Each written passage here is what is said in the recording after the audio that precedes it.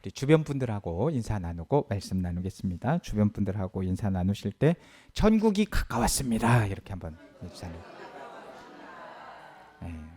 사실은 제목대로 좀 인사 나누고 싶었는데 회개하라 그러면 너나 해라 이럴까봐 그렇게는 참아 못하겠고 천국이 가까웠습니다.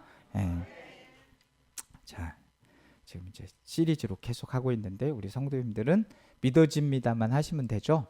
저는 이제 앞에 말을 또 준비를 해갖고 와야 되니까 제가 더 힘드니까 그냥 믿어집니다만 하시면 돼요. 네.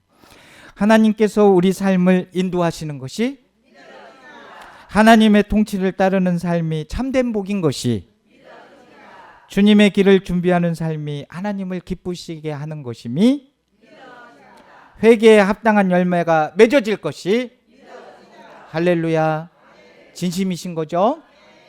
부흥이 나에게 자녀에게도 옥산교회에도 이웃에게도 나라에도 할렐루야 선포대로 될 줄로 믿습니다. 우리는 지금 사순절 기간을 지내고 있어요. 이 사순절 기간은 부활절을 제외한 주일을 그렇게 이제 부활절 전까지 주일을 제외한 40일을 사순절이라고 하지요. 이 절기에는 예수 그리스도의 고난과 죽음을 묵상하면서 금식과 기도와 절제로 경건하게 보내는 절기가 바로 사순절입니다.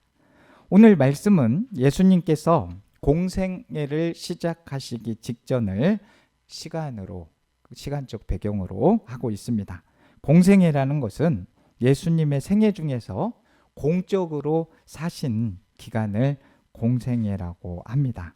예수님께서는 창조주 하나님과 이 인간관계가 단절된 그것을 회복시키기 위해서 이 땅에 사람의 몸으로 오셨습니다. 이 땅에 구원자로 오신 예수님은 몇 년 살으셨다 그래요? 33년을 살면서 사명을 감당하고 인생을 마치셨지요. 인간으로서의 생을 마쳤습니다. 자, 사람이 태어나서 자라나고 죽음에 이르는 과정을 생애라고 하게 됩니다.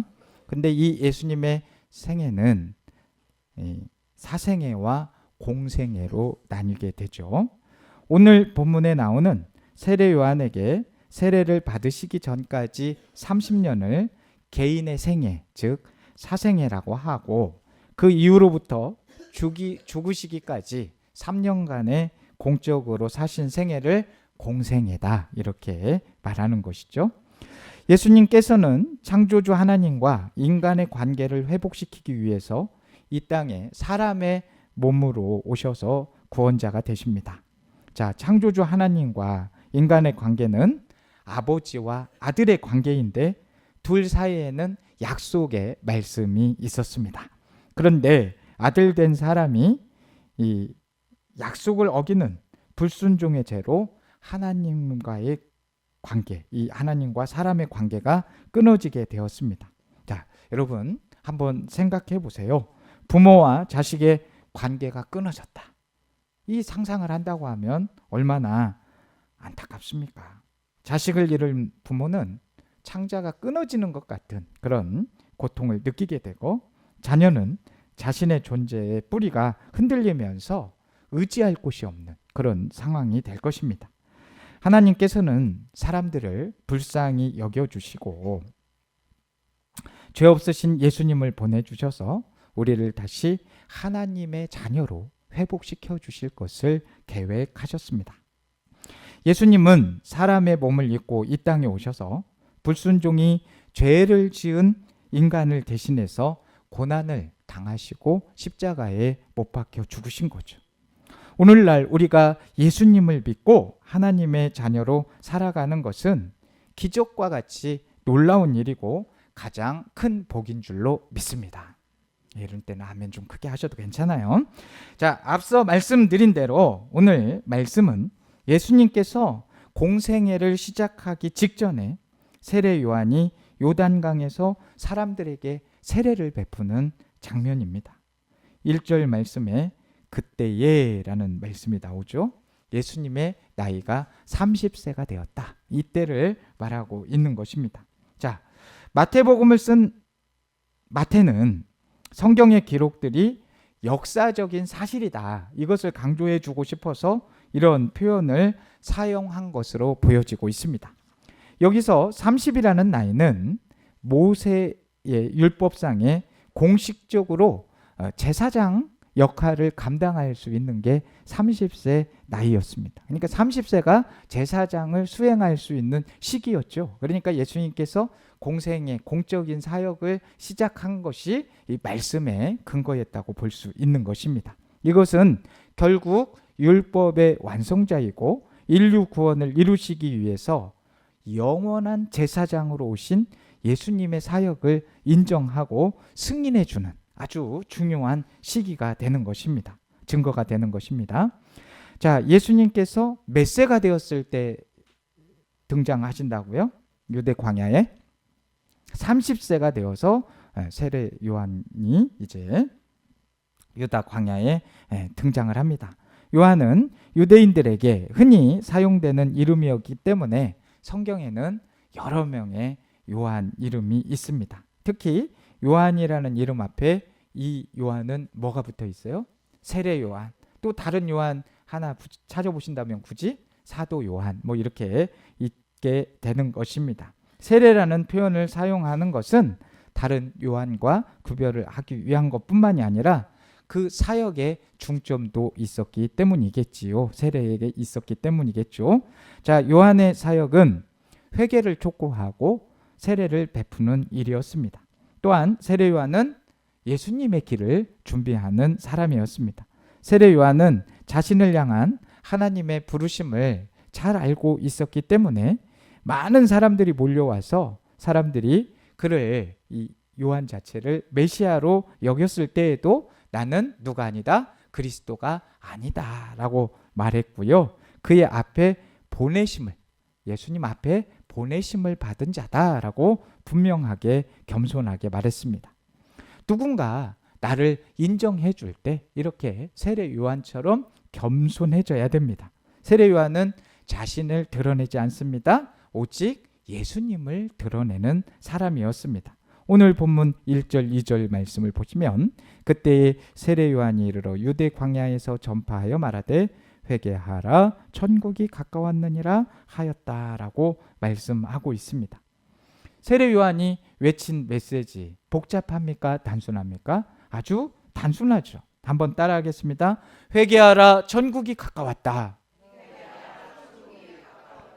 근데 이 짧은 이 간결한 메시지 속에 아주 많은 것이 담겨져 있다는 것이죠.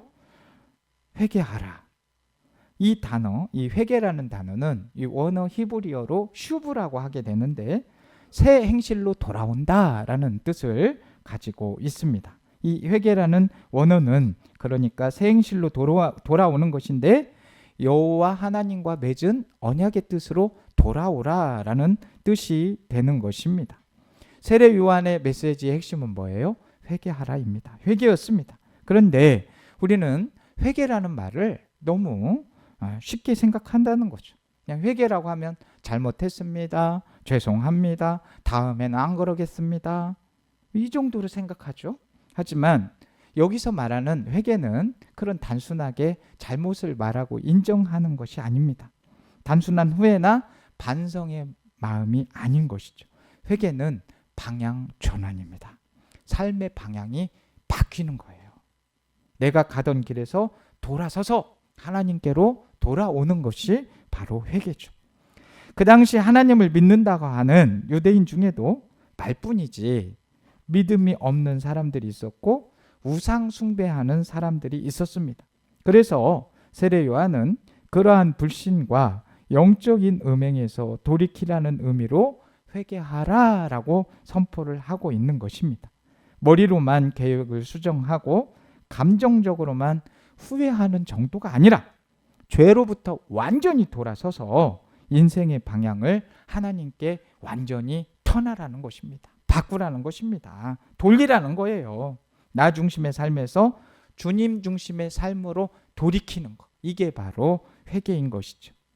왜 회개해야 되는 겁니까? 왜 회개하라고 그래요? 그 뒷말이 뭐예요? 천국이 가까웠기 때문에. 우리는 천국이 가까운 걸 아는 사람들은 회개해야 돼. 이 회개가 뭐라고요? 방향을 바꾸라 이 말입니다. 누구 중심에서 누구 중심으로, 내 중심에서 하나님 중심으로 바꾸라는 거예요. 천국이 이루어진 날에는 하나님 나라를 유업으로 상속받기에 합당한 사람과 그렇게 되지 않을 사람들이 구별되는 날입니다. 회개를 하지 않으면, 하나님께로 삶을 돌이키지 않으면, 믿음의 삶을 살지 않는다면 천국을 얻지 못한다는 거. 여기 계신 우리 사랑하는 성도님들, 천국 얻고 싶어요? 안 얻고 싶어요? 이 정도 대답해서 참도 잘 얻어지겠네. 에? 진짜 얻고 싶은 거 맞아요? 천국을 얻고 싶으십니까? 네. 선포는 그냥 크게 잘도 하신다. 믿어집니다. 왔습니다 하더니 천국이 얻어질 것을 믿습니까? 그러니까 이야, 진짜 이러면 곤란해집니다. 천국을 반드시 얻어야 돼요. 응? 그냥 우리는 천국 하면 단순히 우리가 죽은 후에 가는 장소 정도로만 생각해요. 물론 그 말도 맞죠. 세상 끝나면, 이 세상 끝나면 천국 가는 거 맞는 말이죠. 그러나 성경이 말하는 천국은 단지 그냥 미래로 우리가 가는 나라다, 그런 장소다, 그거로만 말하는 것이 아니에요. 성경이 말하는 천국은 하나님 나라이면서 하나님 나라의 통치인 것입니다. 천국은 하나님이 완전히 통치하시는 새로운 창조 세계인 거예요. 그래서 세례 요한이 외친 천국이 가까웠다는 말의 의미는 하나님의 나라가 시작됐다는 거예요. 하나님의 통치가 이제 임한다는 거예요. 그 통치의 왕이 오셨다는 말입니다. 그 왕이 누구세요? 바로 예수 그리스도이신 것이죠. 예수 그리스도가 천국의 시작이 되신 것입니다. 우리도 예수를 믿고 새로운 삶이 시작됐잖아요. 예수님 믿고 다 새롭게 되셨잖아요. 예수님을 우리가 왜 믿었습니까? 어떻게 믿었습니까? 내가 하나님을 모르고 살았던 죄인임을 고백하게 될 때, 내 죄를 오직 예수님만이 용서해 주실 수 있다는 고백을 할 때,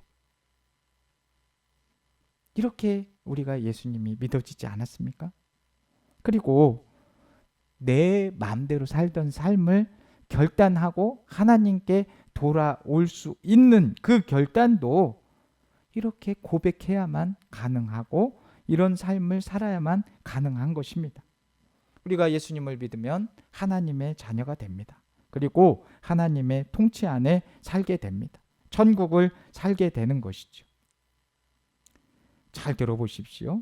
그런데 5절에서 6절 말씀을 보시면 많은 사람들이 요한에게 세례를 받았습니다.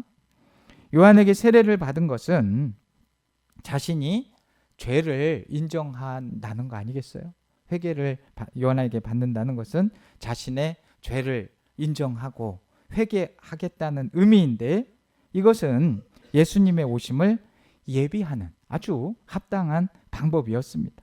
세례 요한의 세례를 받기 위해서는 반드시 뭐가 요구가 됐겠어요? 회개가 요구가 되었기 때문에 자기 자신을 죄인으로 여기지 않고 스스로 의롭다 여기는 사람들은 세례를 받지 못했습니다.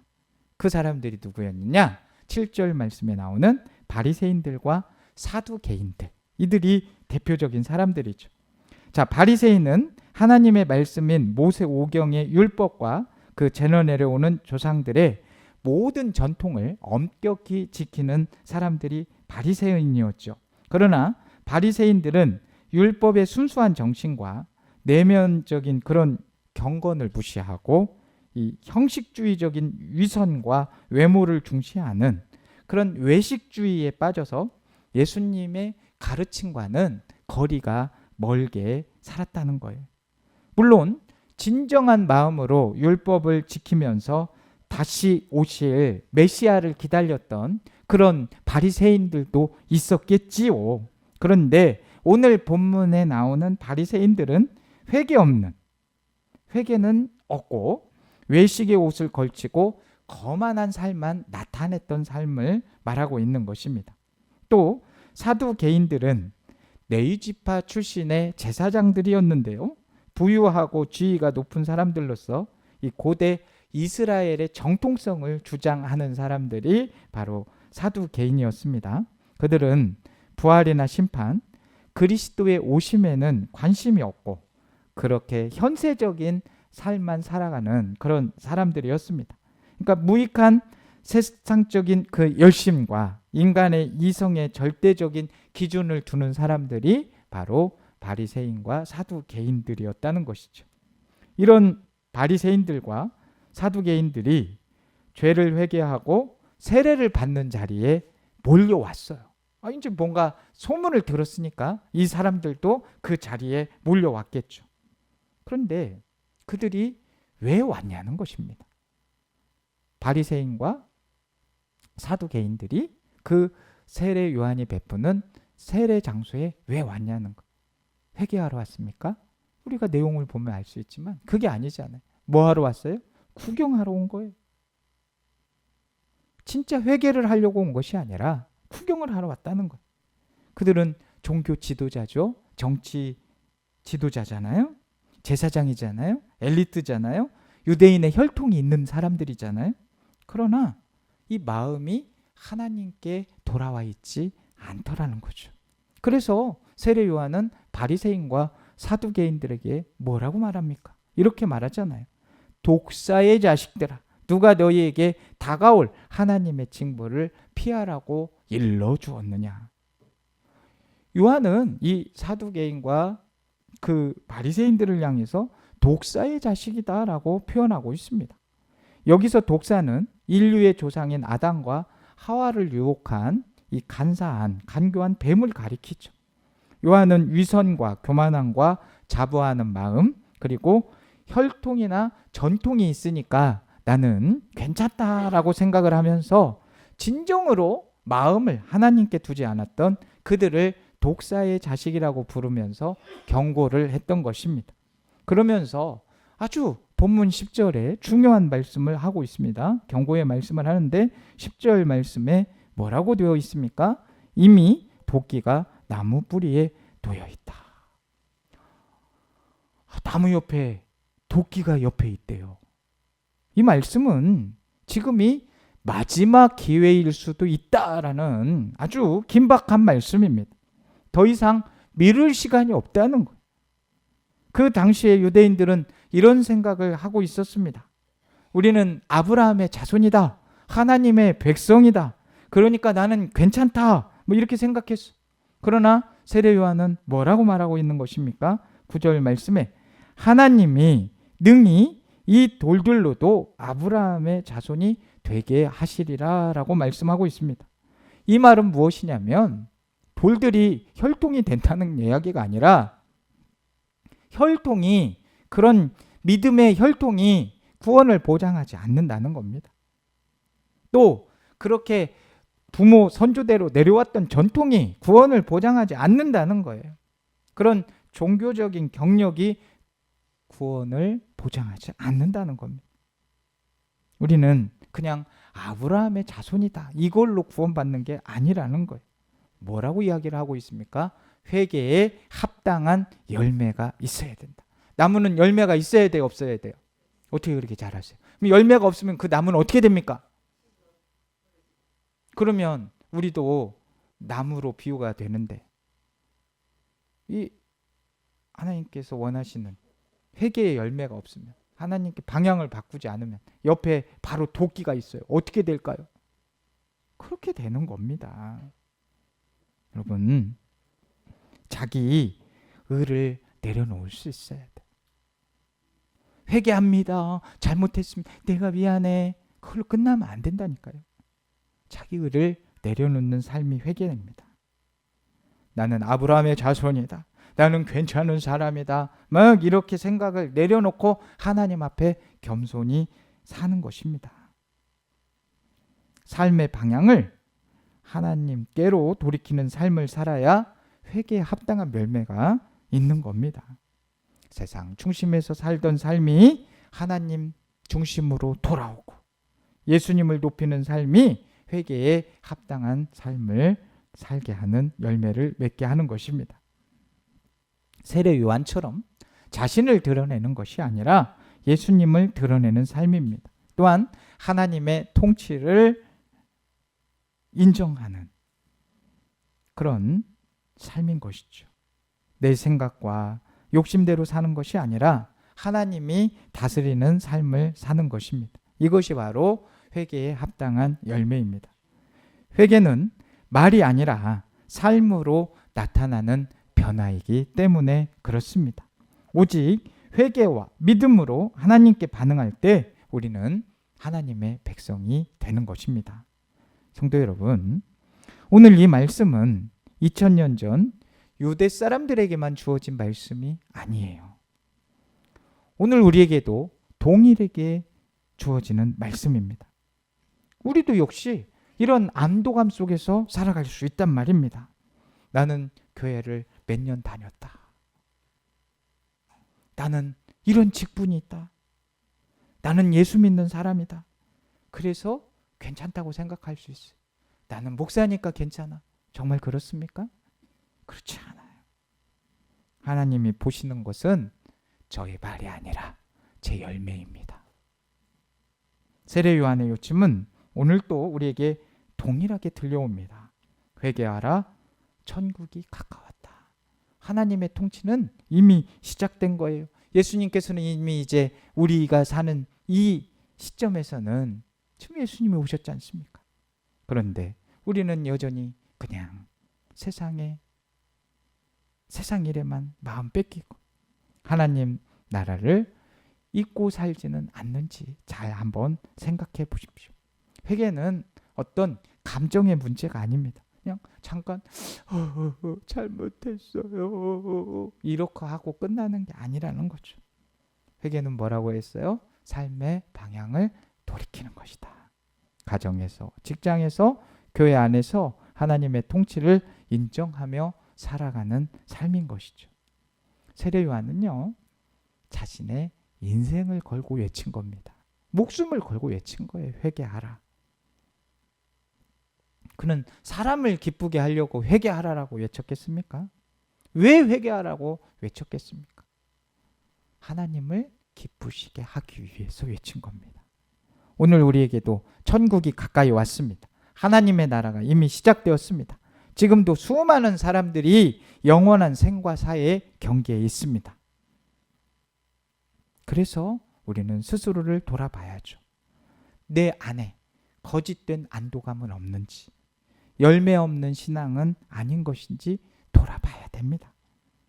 사랑하는 성도 여러분, 지금은 회개할 때입니다. 나는 잘못한 것도 없는데 왜 자꾸 회개하라? 삶을 돌이키라 이 말이에요. 주님을 의지하고 사시라는 겁니다.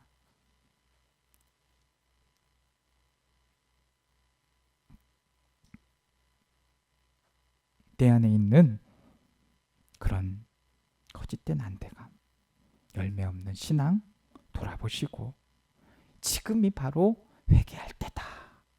지금이 바로 방향을 돌이킬 때다. 하나님의 통치 아래 있는 나 자신을 바라보시기 바랍니다. 그래서 회개에 합당한 열매를 다 맺으시는 저와 우리 성도님들 되시기를 주님의 이름으로 축복합니다. 사랑과 은혜가 풍성하신 하나님 아버지, 저희들의 삶이 말뿐인 신앙이 되지 않게 하시고 회개에 합당한 열매를 맺는 삶이 되게 하여 주옵소서. 가정에서, 일터에서, 교회 안에서 하나님의 통치를 인정하며 살아가는 믿음의 성도들이 되게 하여 주옵소서. 우리 옥산교회가 주님의 길을 준비하는 교회가 되게 하여 주시고 이 지역 가운데 하나님 나라를 증거하는 교회 되게 하여 주옵소서. 연약한 성도들을 붙들어 주시고 병중에 있는 성도들에게는 치유의 은혜를 더하여 주옵소서. 낙심한 마음에는 위로를 주시고 기도하는 성도들에게는 응답의 은혜를 더하여 주옵소서. 이 모든 말씀 우리 구주 예수님의 이름으로 기도합니다. 아멘.